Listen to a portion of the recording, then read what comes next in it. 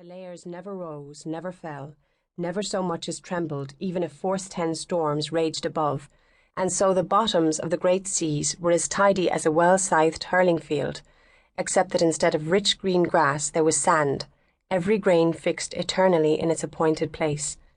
My granda said ordinary fishermen of the coasts hadn't the nets to troll at such depths, and would have had a mortal fear of doing so anyway. So the sea hid and preserved the remains of all disasters. But recently, he told me, Jap and Rusky factory ships with miles-long nets were scraping the secret layers, going deeper than anyone before, sometimes even hauling in the wrinkled little bodies of children drowned 100 years ago, bodies that gleamed whitely amidst the writhing mess of pollock and halibut. The Japs and the Ruskies tried to keep this quiet. They were damned high and low for raping the sea as it was.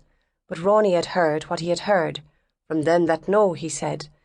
They put the children's bodies in weighted canvas bags and sent them down again to a deeper place than the one from which they'd been so rudely disturbed. I could see it. It made some sense. I could see the pale dead as easy as a crowd at a fair. I dreamed sometimes I was among them, freezing inside and out, lungs full of sea and salt in my mouth, never changing, never moving in the crushing embrace of the deep. Of course, Ronnie Moss had never been to sea in his life, even though he'd spent all of it in a port. The waters frightened him. He never learned to swim. The wettest he got was on hot days, when he'd roll his trousers up his dead white shanks and stand gingerly in the wash and foam that slanted up and down the beach.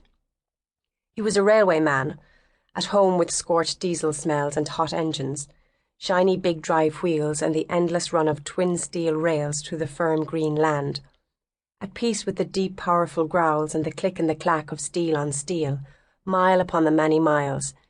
But one day, so many years ago, my granda came rushing in as I was slicing the soda bread for his supper, full of the news that a drowned man had washed ashore in Cove.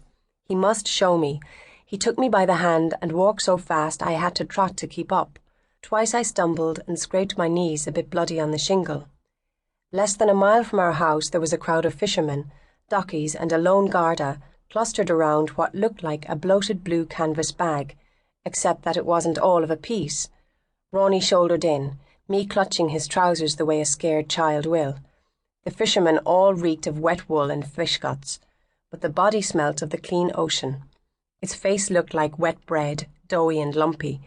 There were red holes where the eyes and nose and lips should have been. Its hands looked like flippers. The fingers were gone. "That's the doing of the crabs and the lobsters once a body's near beached," Ronnie said, telling everyone what they well knew. "Real gourmets they are." "Plug it," the Garda snarled, and Ronnie reddened, went tight-lipped and narrow-eyed. "Foul play can't be ruled out," the policeman announced as 4 of the fishermen carried the body away. "I'll be wanting you all for questioning later." "Ah, Frank, anyone can see he was fishing and went over," one of the carriers said, not looking back at the Garda. "There's a fucking hook through his palm." "Still, I'll be making my investigations." "Make 'em up your bum," Ronnie muttered, when we were out of earshot. "That's the sea for you," he said to me. "A treacherous, evil, devilish thing." I was never afraid of the sea, despite Ronnie. I was swimming at 5.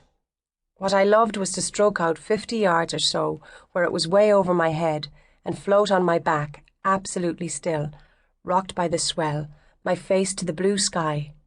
I felt I could never sink, that the water would carry me freely and forever so long as I relaxed and let it. How could anyone drown?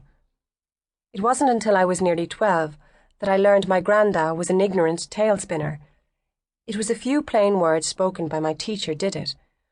Water cannot be compressed, which means that although its pressure increases with depth, water's density does not. It will support no sinking thing.